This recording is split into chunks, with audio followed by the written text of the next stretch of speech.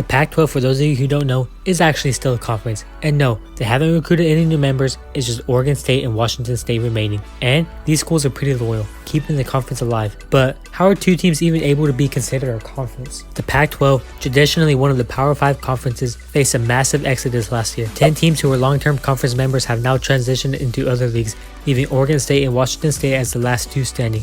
Despite the departures, the Pac-12 isn't dead yet. OSU and Wazoo are determined to keep the Pac-12 brand alive. They formed a scheduling partnership with the Mountain West Conference for the 2024 season, which will see each team play 6 games against Mountain West opponents, plus 5 additional matchups against Power 5 schools and 1 FCS team. And the two teams will face each other Saturday, November 23rd. This isn't a merger. Instead, it's a strategic alliance to ensure both schools maintain a competitive schedule, albeit they won't play against teams like USC or Utah likely ever again. Additionally, under NCAA rules, the Pac-12 can operate with as few as 2 schools for up to 2 years, providing a window for potential restructuring. And the chances the Pac-12 holds onto these 2 years is pretty high because they have a clear desire to reap the benefits of having their own conference. What are those benefits, you may ask? Bowl games. One critical aspect of maintaining relevance is access to postseason play. The Pac-12 has secured agreements with several bowl games in the past, including the Holiday Bowl, Independence Bowl, Las Vegas Bowl, LA Bowl, Sun Bowl, and Alamo Bowl,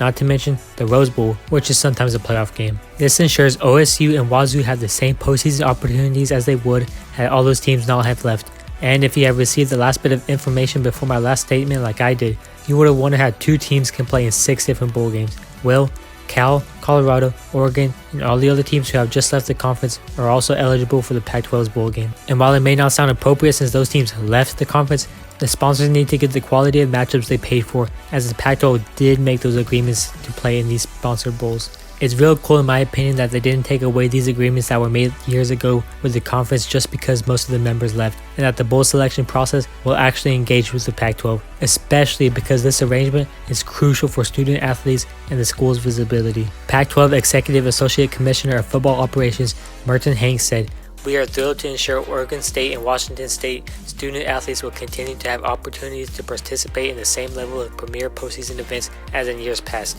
The future for OSU and Wazoo involves exploring all options to ensure the best possible outcomes for their athletic programs. This could involve joining another conference, leading an effort to rebuild the Pac-12 with new members, or furthering integration with the Mountain West.